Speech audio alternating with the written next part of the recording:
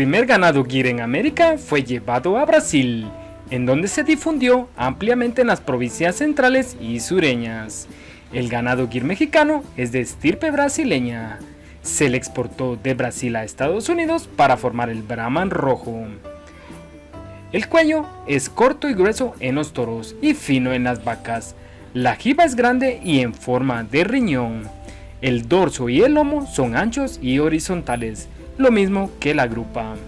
Fazenda Nova Estip, especialistas en la raza Gir lechero y Gir Holando en Brasil, siempre en la búsqueda de la mejora continua. Pone a tu disposición la mejor genética Gir y Gir Holando. En la descripción del video te dejaremos los datos de contacto. Por favor, suscríbete al canal y dale al botón de me gusta. Gracias por vernos.